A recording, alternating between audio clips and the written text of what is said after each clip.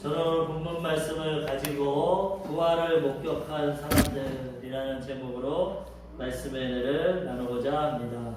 부활은 성경에 기록된 이야기만이 아닙니다. 물론 우리가 성경의 기록을 통해서 부활을 깨닫고 믿게 되었지만은 인류 역사를 통해서도 역사적 사실로 증명된 것이 바로 부활입니다. 믿고 안 믿는 것은 우리 자유의지 선택에 있지만 성경에서도 말씀하고 있고 많은 역사적인 사실을 통해서 부활이 2000년 동안 증거되고 있습니다. 오늘도 그 부활절을 우리가 기념하고 그 부활의 소망을 가지고 예배드리는데 왜 이것이 역사적 사실이냐? 많은 부활을 목격한 증인들이 있다는 것입니다. 오늘 제목과 같이 실제로 부활을 체험하고 부활을 눈으로 목격하고 또 그 부활을 증거하다가 자기 목숨까지 잃어버리는 그런 많은 제자들과 예수님의 그 택한 성도님들이 있었다는 것입니다. 목격자라는 것은 국어사전 보니까 어떤 일을 눈으로 직접 본 사람. 우리는 2000년 전에 예수님의 사건을 귀로 듣고 말씀으로 듣고 또 우리가 살아가면서 하나님을 만나고 체험하기 때문에 그것을 믿고 확신하지만은 2000년 전에는 실제적으로 그 부활을 체험하고 눈으로 본 사람들이 많이 있었습니다. 오늘 본문에도 기록하는데 500명 넘게 그 부활을 체험했다는 거예요. 예수님이 3일 만에 부활하셔서 40일 동안 제자들과 많은 성도들에게 보이십니다. 그리고 그들이 보는 가운데서 감람산에서 하늘로 올라가십니다. 그때 천사들이 갈릴리 사람들아 무엇을 보느냐? 너희 앞에서 올라가신 예수는 다시 오실 것이다. 그걸 약속하고 있고 예수님도 내가 처소를 예비하면 다시 와서 너희도 나 있는 곳에 있게 하리라. 약속하고 가셨어요. 2000년이 지났어요. 하나님 앞에서는 1000년이 하루 같고 하루가 1000년 같기 때문에 우리는 2000년이지만 주님 앞에는 별 시간이 아니에요. 하나님의 뜻과 계획 가운데 다시 오실 때신데 2000년 전에 이걸 봤던 사람들이 증인이 되었고 목격자가 되었고 그들의 복음 증거를 통해서 온 천하에 지금 복음이 증거되고 있는 것입니다. 인류 역사상 기독교 역사를 뺄 수가 없습니다. 전 유럽과 우리는 동양권에서도 불교나 유교나 이런 거에 영향을 많이 받았지만 세상의 중심인 이스라엘을 통해서 북쪽으로 유럽, 동쪽으로 중동과 아시아, 그 다음에 남쪽으로 아프리카 전 세계의 기독교의 복음이 증거되고 부활이 증거되었어요. 예수님 십자가에서 죽으실 때는 제자들이 무서워서 목숨 살리려고 나도만 갔습니다. 목숨을 지키려고. 여자들만 그 십자가 밑에 있어요. 그런데 예수님 부활하시고 체험하고 본 다음에 또 성령의 능력을 입은 다음에는 목숨 걸고 복음을 전했답니다. 땅끝까지. 그래서 우리가 이 복음을 듣고 로마가 국교화되고 온 유럽과 기독교 국가가 생기고 우리 아시아까지도 복음이 증거되었다는 것. 이 증인이라는 뜻은 헬라어로 보면 말투스라고 그러는데 이 말투스는 어떤 목격자 증인도 되지만은 또 한편으로는 순교자입니다. 목숨을 걸고 그걸 증언하는 12제자들이 다 그렇게 해서 순교했어요. 도마는 인도까지 가서 순교해요. 다 그냥 말로만 증언하는 게 아니라 목숨으로 이것이 진짜라는 것을 증거했다는 거죠. 요즘 시대에도 우리가 재판을 하거나 어떤 일을 판결을 할 때 두 가지 조건을 따집니다. 왜? 우리가 다 그걸 못 보니까 어떤 사건. 재판장이나 판사, 검사, 변호사 많은 증인들이 어떤 걸 보냐면 증인의 이 증언을 듣습니다. 그 자리에 있어서 내가 저 사람이 누구를 해하는 걸 봤습니다. 사기치는 걸 봤습니다. 죽이는 걸 봤습니다. 증인이 있어야 되고 그 다음에 증거가 있어야 됩니다. 어떤 범행에 쓴 도구가 있든지 또 어떤 CCTV나 녹취록이 있든지 증거물이 있으면 판사가 그것을 보고 정황을 보고 이 증인의 말과 증거물을 통해서 이 사람은 이런 죄를 졌다. 확정을 합니다. 이와 같이 부활도 이 목숨을 걸고 증언한 증인들과 목격자가 있었기 때문에 온천하에 증거되고 우리까지도 이것을 믿고 또 그 가운데 하나님이 살아 역사하심으로 우리가 지금 이 시간에도 역사하신 하나님을 만나고 체험하고 살아가게 되는 것입니다. 성경에도 보면 구약과 신약에 어떤 사건을 증명할 때 증인을 세우라고 했어요. 근데 한 사람만은 세우지 말고 두세 사람 증인을 세워요. 왜? 한 사람은 거짓말할 수 있습니다. 자기 이익과 목적에 따라 재판할 때 뇌물을 먹고 그렇기 때문에 그거는 인정할 수 없어요. 그렇지만 두세 사람이 증인 있으면 그거는 인정해 줍니다. 신명기 19장 15절에 사람의 모든 악에 관하여 또한 모든 죄에 관하여는 한 증인으로만 정할 것이 아니요 두 증인의 입으로나 또는 세 증인의 입으로 그 사건을 확정할 것이며 하나님의 법을 주고 재판을 하는데도 한 사람 증인 갖고는 하지 마라. 그거를 확정했어요. 두세 사람이 증인할 때는 그거를 인정하고 증거를 채택해라. 그렇게 하나님의 법에도 말씀하고 있고 신약 시대에도 마찬가지입니다. 교회에서도 어떤 문제가 일어나고 어려움이 생길 때 처음에는 그 사람에게 덮어주기 위해서 한 사람이 가서 얘기를 하고 건면합니다. 그런데 듣지 않으면 두세 증인을 데려가서 같이 대화를 하고 듣지 않으면 쫓아내라고 했어요. 교회에서. 그게 신약의 법입니다. 마태복음 18장 16절 만일 듣지 않거든 한두 사람을 데리고 가서 두세 증인의 입으로 말마다 확증하게 하라. 아멘. 증인을 세워서 확증하고 그가 그 죄악을 회개하지 않고 악을 그대로 행하면 교회에서 내어보내고 이방인같이 여기라고. 하나님의 법이고 세상 법들을 이 증인의 역할이 이렇게 중요하다는 것입니다. 그런데 예수님의 제자들과 500여 명의 성도들이 예수님의 부활을 직접 목격하고 사도행전에는 증인이 되었어요. 그 증인이 되어서 그것을 전해했기 때문에 많은 사람들이 예수 믿고 처음 베드로가 사도행전에 전해서 3,000명이 회개하고 있어요.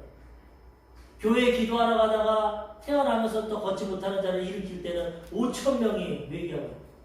그렇게 증인들을 통해서 예루살렘의 교회가 세워지고 그 다음에 땅끝까지 복음의 역사가 나타나요. 우리들도 이제는 증인이 되어서 이 복음을 증거하고 살아가고 있는 것입니다. 사도행전 2장 32절에서 33절을 보니까 이 예수를 하나님이 살리신지라 우리가 다 이 일의 증인이로다. 하나님이 오른손으로 예수를 높이시매 그가 약속하신 성령을 아버지께 받아서 너희가 보고 듣는 이것을 부어주셨느니라. 예수님이 40일 동안 나타나고 제자들에게 예루살렘 떠나지 마라. 몇 날이 못내야 너희는 성령으로 세례를 받을 것이다.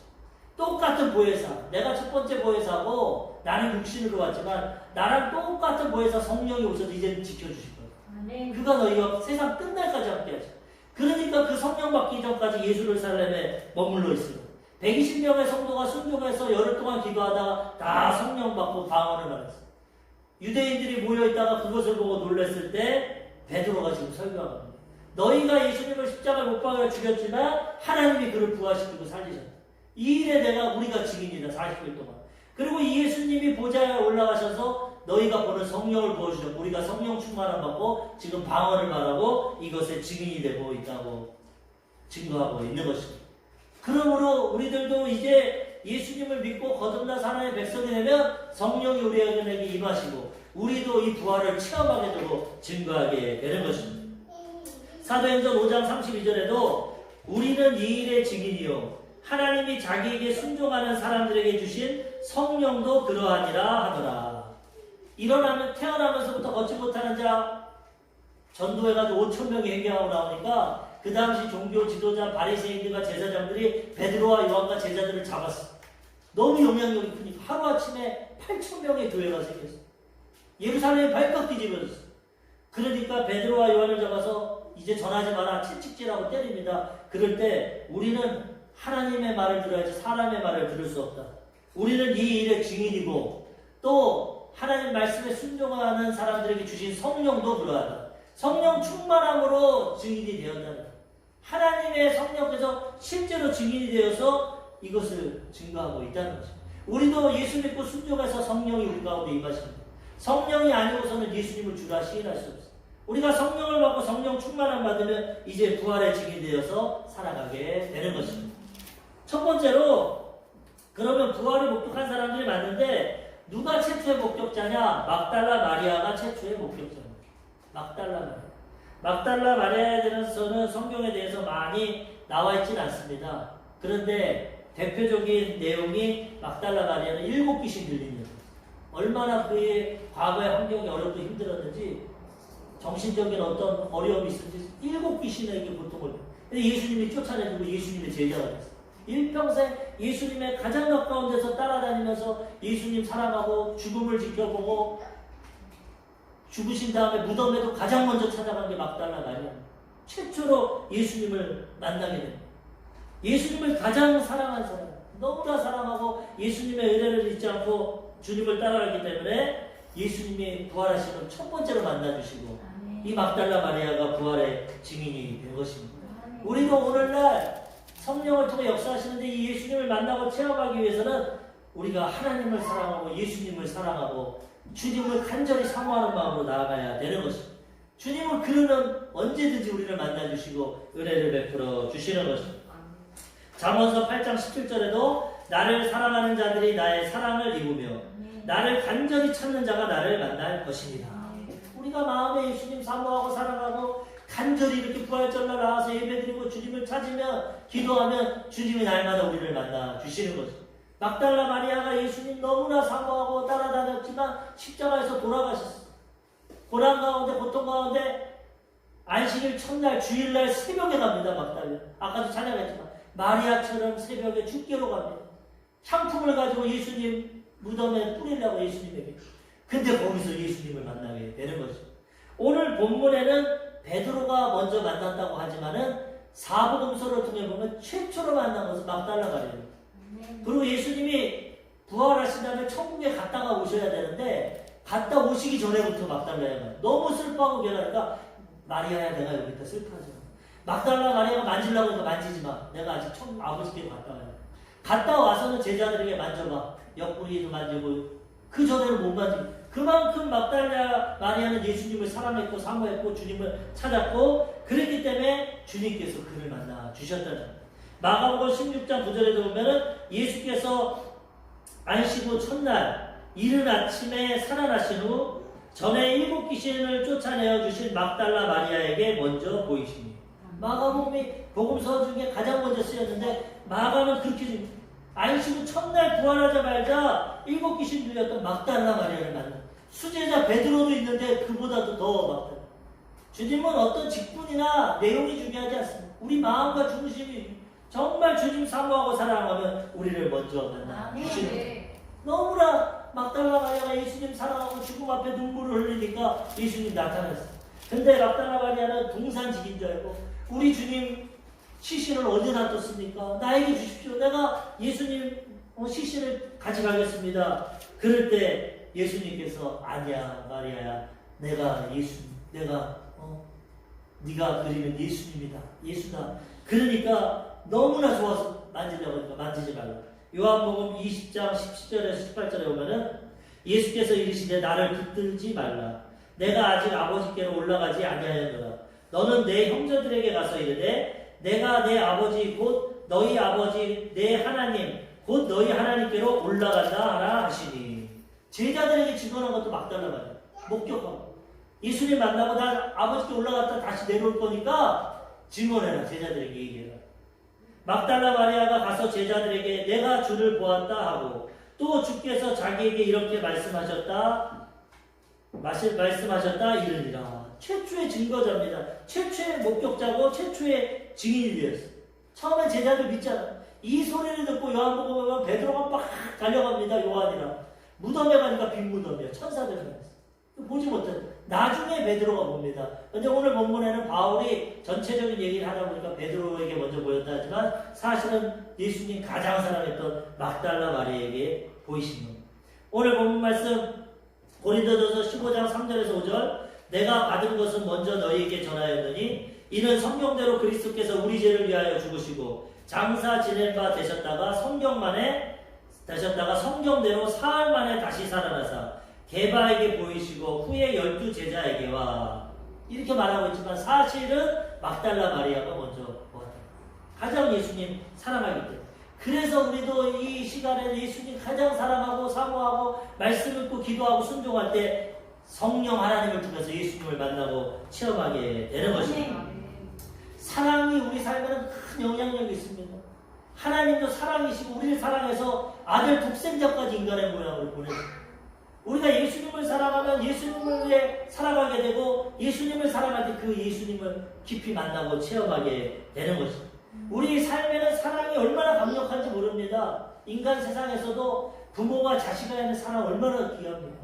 목숨을 줄 수 있는 그런 부모와의 큰 사랑도 있고, 연인이 서로 사랑해서 미치면은 부모도 버리고 원수지간인데도 사랑하고 목숨까지 버리고, 로미오 줄리엣. 이와 같이 사랑에 미치면 모든 것을 바치게 됩니다. 하나님 우리를 너무나 사랑해서 독생자 예수님을 주시고, 우리가 이 사랑을 깨달으면 우리도 이 사랑 갖고 예수님을 사랑하게 되는 거죠. 인류의 모든 사람들이 사랑의 가치를 가지고 사랑합니다. 항상 말씀드리지만 영화, 드라마, 노래 다 주제가 사랑입니다. 우리는 사랑이 없이 살아갈 수 없어요. 근데 진정한 사랑은 하나님과의 사랑이에요. 아가페의 사랑. 하나님 만나야 참된 만족이 있어요. 아무리 좋은 배우자 만나도 얼마 못 갑니다. 아무리 부모가 자식을 사랑해도 상처받습니다. 자녀가 아무리 부모를 사랑해도 한계가 있다. 인간적인 사랑은 이기적인 사랑 한계가 있지만 예수님은 완전한 사랑, 조건이 없는 아가페 사랑. 우리를 영원히 사랑하시는 그 사랑으로 우리 함께 하시기 때문에 우리가 이런 사랑으로 하나님, 예수님, 성령님을 사랑할 때 주님이 우리를 사랑해 주시고 우리를 지켜주시고 인도해 주시는 것입니다. 아멘. 우리는 이 사랑을 가지고 예수님의 증인이 되어야 되는 것입니다. 두 번째로 예수님의 부활을 목격한 사람들은 500명의 성도들입니다. 그럼 예수님이 사랑하는 자만 만나주냐? 그렇지 않습니다. 한 사람의 개인적인 만남도 중요하지만 예수님은 공동체의 만남을 중요하십니다. 에클레시아가 헬라어로 교회입니다. 부르심을 받는 자. 공동체를 부르셔서 교회를 만드셨어요. 한 사람을 통해 교회를 안 만듭니다. 120명의 성도가 예수님 감람산에서 부활하고 마가의 학군에서 열흘 동안 기도할 때 거기에 교회가 생기고 성령이 임하십니다. 한 사람에게 임한 게 아니에요. 하나의 공동체 교회를 중요하게 여기십니다. 그렇기 때문에 개인적으로 예수님 만나는 것도 필요하지만 그 다음에는 공동체를 통해서 교회가 연합하고 주님을 만나고 하나님의 사역을 감당하며 살아가야 되는 것입니다.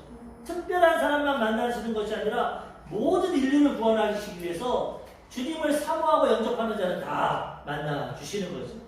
온 인류를 만나주시고 모든 사람을 구원하기 원하십니다. 하나님의 세상을 이처럼 세상은 이 세상 사람을 말합니다.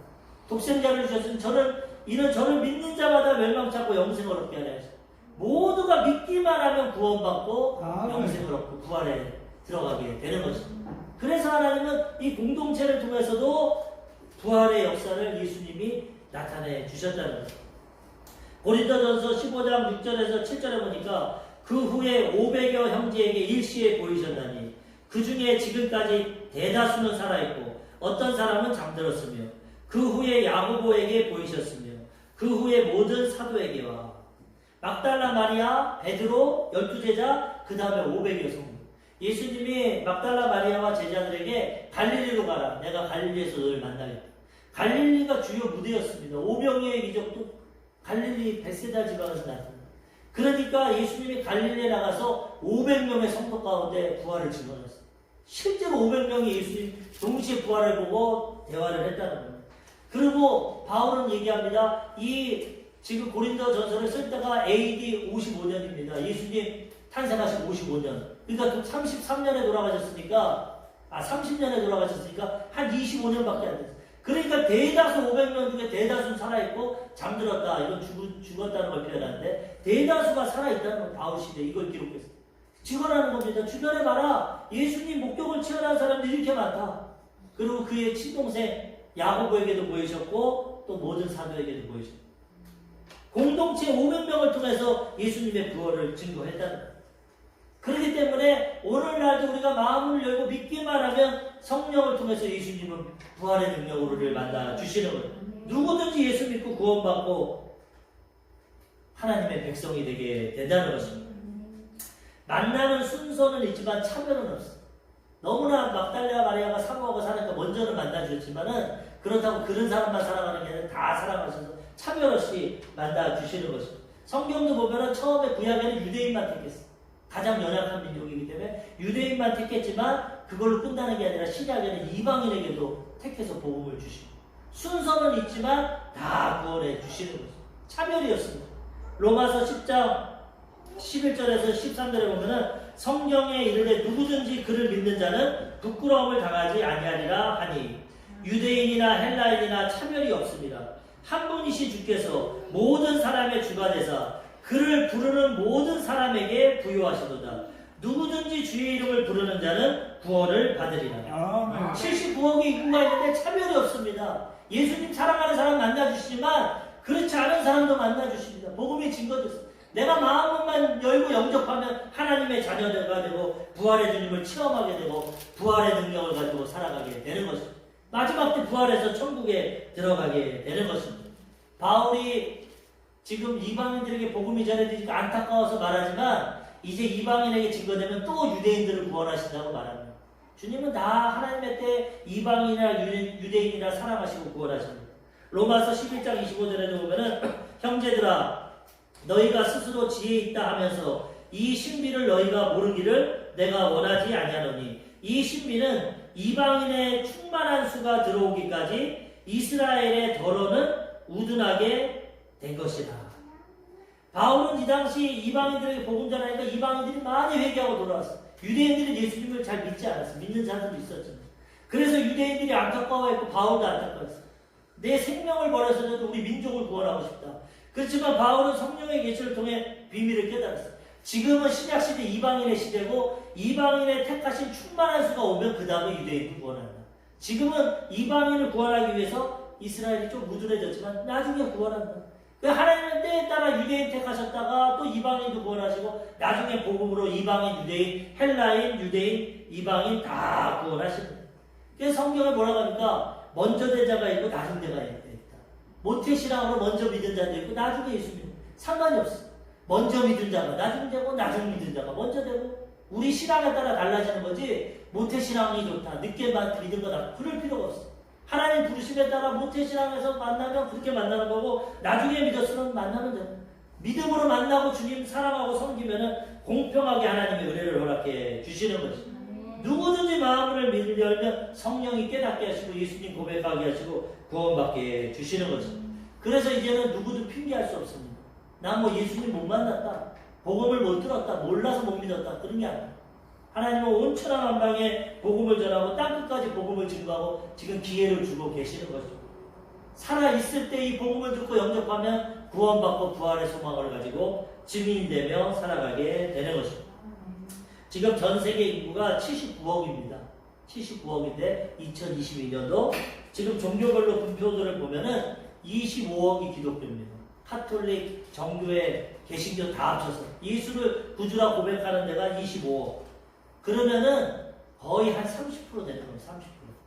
아직까지는 30%가 예수 믿고 거듭나고 구원받았어요.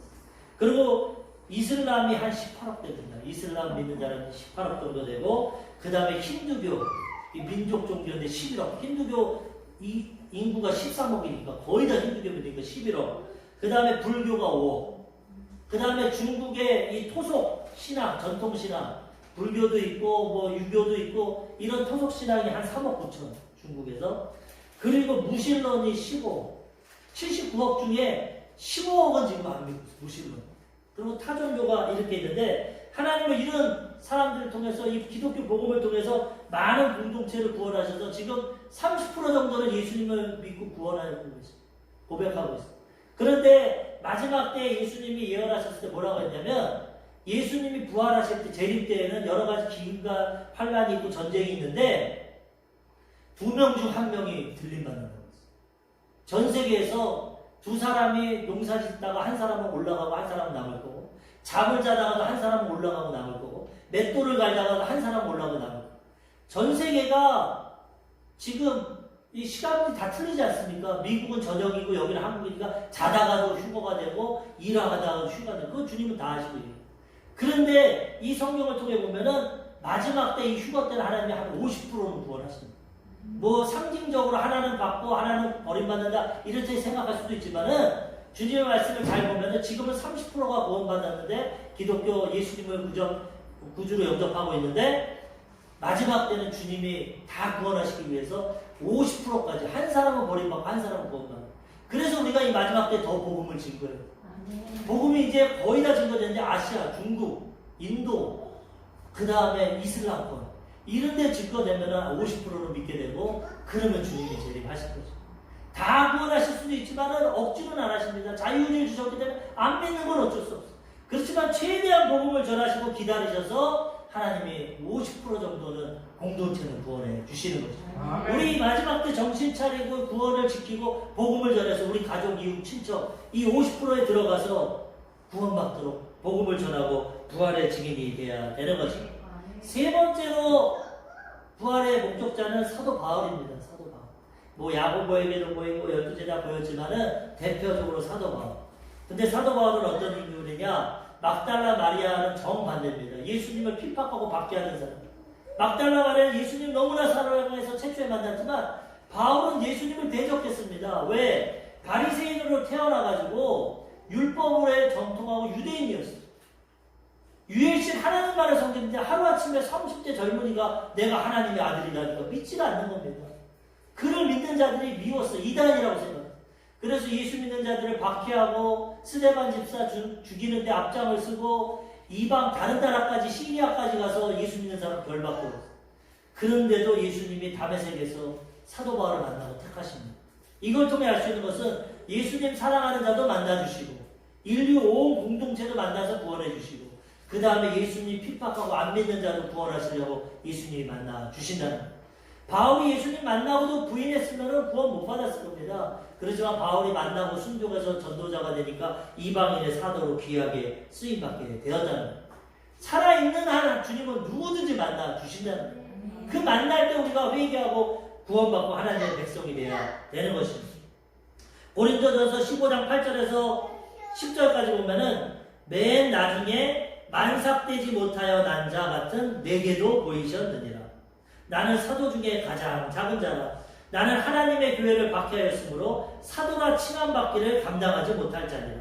그러나 내가 나야 된 것은 하나님의 은혜로 된 것이니 내게 주신 그의 은혜가 헛되지 아니하여 내가 모든 사도보다 더 많이 수고하였으나 내가 한 것이 아니요 오직 나와 함께 하신 하나님의 은혜로라. 아멘. 나는 만삭도 되지 못했다. 8달 반이다. 나는. 이렇게 못나고 예수님 핍박하고 박해했는데 나도 하나님의 사랑에서 만나주셨고 그리고 내가 하나님의 은혜로 구원이 받고 사도가 되었지만 사도라 칭함받기도 어렵다. 그렇지만 내가 그 은혜를 알아서 더 열심히 일하고 온 유럽에 복음을 전하고 목이 잘려서 순교하는 그런 증인이 되었다. 그렇지만 자기를 자랑하지 않고 이것이 다 하나님의 은혜라고 말씀하고 있는 것입니다. 누구나 주님을 만나서 구원하고 변화시키고 부활의 증인으로 인도해 주시는 것입니다. 그래서 우리는 예수님을 영접하고 만나야 되고 부활의 증인이 되고 우리 주변의 모든 사람들이 예수님 만나고 구원받게 해야 되는 것입니다. 하나님의 뜻은 다 구원받기를 원하는 겁니다. 디모데전서 2장 4절 하나님은 모든 사람이 구원을 받으며 진리를 아는 데에 이르기를 원하시느니라. 다 하나님의 백성입니다. 말 잘 듣든 안 듣든 하나님의 형상과 모양대로 지음받았어. 몰라서 자기의 욕심 가운데 마귀에 끌려가지만 지금도 기회를 주시고 복음을 주셔서 다 진리를 알고 구원받기 원하십니다. 지금도 심판 안 하시는 걸 기다리는 겁니다. 구원하려고 하려고 합니다. 베드로후서 3장 9절 주의 약속은 어떤 이들이 더디다고 생각하는 것 같이 더딘 것이 아니라 오직 주께서는 너희에 대하여 오래 참으사 아무도 멸망하지 아니하고 다 회개하기에 이르기를 원하시느니라. 다시 오신다고 하는데 왜 이렇게 하나 2000년이 지났는데 왜 이렇게 더디게라고 더딘 게 아니다. 한 영혼이라도 더 구원하려고 지금 참고 있다. 멸망처럼 반이라도 구원하려고 50%라도 기다리고 있으니까 빨리 회개하고 구원받으라고 말씀하고 있는 것입니다. 이 마지막 때에 우리가 믿음 지키고 주변의 사람들 증거해서 하나님의 뜻을 이루어야 되는 것입니다. 오늘도 예수님은 복음을 통해서 사랑을 통해 환경을 통해 양식을 통해 우리에게 기회를 주십니다. 일평생 주님을 만날 수 있도록 우리에게 기회를 주십니다. 살아있을 때가 기회인데 죽으면 기회가 없습니다. 죽으면 이제 심판밖에 없어요. 살아있는 동안 우편강로처럼 예수님 인정하고 만나면 구원받게 되는 것입니다.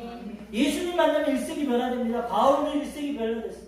예수님 박해하던 자가 증인으로서 순교자가 됐어요. 제자들이 다 목숨 걸고 전 세계 나가 복음을 전했어요. 일생이 변화되고 하나님께 아름답게 쓰임받고 부활의 증인이 되었다는 거예요. 우리도 예수님 만나고 가정과 직장과 사업자가 이제 부활의 증인으로서 살아가야 되는 것입니다. 이 은혜를 전하고 받아야 되는 것입니다. 고린도후서 6장 2절에 이르시되 내가 은혜 베풀 때 너에게 듣고 구원의 날에 너를 도왔다 하셨으니 보라 지금은 은혜 받을 만한 때요 보라 지금은 구원의 날이로다. 살아있을 때 이 복음을 들을 때가 은혜의 날이고 구원의 날이기 때문에 우리는 구원받아야 되고 부활의 증인이 되어야 되는 것입니다. 예수님 인격적으로 만나고 체험해야 되는 것입니다. 만나고 체험하고 교제하고 증언할 때 우리도 부활의 목격자들이 되고 우리를 통해 하나님의 복음이 증거되고 하나님의 뜻을 이루게 되는 것입니다. 이 부활의 목격자들은 바울도 그렇고 모든 사람이 이렇게 복음을 전했습니다. 오늘 고린도전서 15장 11절 마지막 절에 보니까 그러므로 나나 그들이나 이같이 전파하매 너희도 이같이 믿었느니라. 막달라 마리아 500명의 성도들 그 다음에 사도 바울 12제자 다 이 복음을 만나고 체험하고 전했어요. 그래서 고린도 교회 이방인의 교회가 세워지고 이방인들이 구원 받았다는 거예요. 그래서 이제 고린도 교회 성도들도 이 부활을 체험하고 복음을 증거하고 전도하는 삶이 되라고 말씀하고 있는 것입니다. 부활의 목격자가 있고 증인이 있어서 이 부활을 확증하고 하나님의 복음을 전하는 것처럼 우리도 이 복음을 체험하고 증거함으로써 이제 부활의 증인이 되고 하나님의 뜻을 이루며 살아가야 된다는 것입니다. 춘천 한마음교회에 보면은 춘천 한마음교회 김성로 목사님이라고 계시는데 이분은 중학교 체육 선생님이었습니다. 30대 중반에 예수님을 만났어요. 예수님 만나고 은혜를 체험해서 복음을 전합니다. 86년도에 복음을 전하다가 대학교에서 6명을 전도했어요. 그들을 데리고 90년대에 교회를 개척했어요. 안정된 중학교 체육교사를 버리고 그 늦은 나이에 신학에 가서 교회를 개척해서 복음을 전합니다. 열심히 9년 동안 제자 훈련을 하고 말씀을 가리고 양육을 하는데 목회를 하면서 깨닫는 것은 사람이 변하지가 않는다. 아무리 예수님 구원받아도 삶이 변하지가 않는다. 9년 동안 목회를 하고 모든 훈련을 하고 제자를 해도 사람들이 교회 와서 예배드리지만 나가면 똑같이 살아가요. 의문점을 가져요. 왜 변화가 안 될까? 사도행전에는 예수 믿는다고 예수 믿고 이 부활을 체험한 사람들 다 변화됐는데 제자들도 도망했다가 변화돼서 순교하고 모두가 변화돼서 온천하에 복음을 전했는데 왜 지금 현 시대에는 예수를 믿고 변화가 되지 않을까? 일상에 묻혀서 복받고 형통하기만 살아갈까? 의문점을 가졌어요. 그리고 사도행전을 여러 번 읽다가 깨달은 것이 부활을 체험하지 못합니다. 부활을 증언을 못합니다. 제자들이 부활을 받을 때 목숨까지 걸고 증인이 되었는데 귀로만 듣고 체험을 못하니까 형식적으로 의식적으로 신앙생활을 하지만 증인이 되지 못하고 변화가 안 된다. 그것을 깨닫고 모든 훈련과 제자훈련 그치고 이제는 부활 설교만 합니다. 부활 설교. 예수님은 진짜로 부활했어요. 우리가 예수님 만나고 부활을 체험했으면 증인이 돼야 됩니다. 이 부활 전교할 때 성도들이 변화되기 시작했어요. 사도행전의 역사가 나타났어요. 6명으로 시작했는데 2000년 기준으로 2000명이 성도들이 주님을 만나고 부활을 증언하고 있다는 것입니다. 마약 중독자들, 도박 중독자들, 사업에 망한 자들, 그 다음에 게임 중독자들, 모든 인생의 실패자들이 부활의 복음을 듣고 변화되고 일생이 변화되었다. 그들이 복음 전함으로 많은 영혼이 회개하고 돌아가. 기독교 방송에 보면 이 춘천 한마음교회 성도들이 얼마나 간증을 많이 하지. 부활을 체험하고 증언하니까 모두가 변화되고 하나님의 역사가 나타납니다. 그래서 이분이 2020년도에 책을 썼습니다. 모든 사람이 믿을 만한 증거 부활. 모든 사람이 믿을 수 있는 건 부활이다. 이것이 갓피플 목회 부분의 1위가 됐어요. 베스트셀러가 됐어요. 많은 사람들이 보고 맞아 예수님 부활하셨지. 우리 삶에 역사하시지 성령으로. 성령 충만함 받고 우리도 능력 받고 증인이 돼야지. 부활의 능력을 통해서 우리 가족 이웃 친척을 구원해야지. 살아있는 신앙생활을 하고 변화되는 역사를 체험했다는 거죠. 우리도 이 부활을 체험하고 정말 우리가 이 부활의 중요성을 깨달으면 우리도 변화되고 더 예수님의 증인이 되고 부활의 능력과 역사를 나타내고 소망하며 살아가게 된다는 것입니다. 오늘 부활절을 통해서 부활을 목격한 증인에 대해서 우리는 사실 눈으로는 목격 못했습니다. 그렇지만 우리는 영적으로는 체험했습니다. 우리가 눈으로 하나님 못 봤지만 우리 삶에 우리의 기도를 들으시고 우리를 치료하시고 우리의 삶을 보호하시고 인도하시는 부활의 예수님을 체험하고 있다는 것입니다. 성령 충만함 받고 권능받아서 우리는 가는 곳곳마다 부활의 증인이 되어야 되는 것입니다. 우리도 목격자가 되어서 복음 증거하고 하나님의 뜻을 이루고 많은 영혼을 구원해야 되는 것입니다. 이것을 위해 신양주 수보훈교회를 이 경기 북부에 세워주시고 지금도 부활의 증인이 되게 주시는 것입니다. 오늘 부활절 우리가 이 사명을 깨닫고 변화되어서 이제 가는 곳곳마다 부활의 증인이 되고 예수님 증거하심으로 하나님의 뜻을 이루고 하나님께 쓰임받고 영광 돌리는 복된 우리 성도님들 되시기를 주님의 이름으로 축원합니다. 아멘. 기도하겠습니다. 말씀을 생각하시면서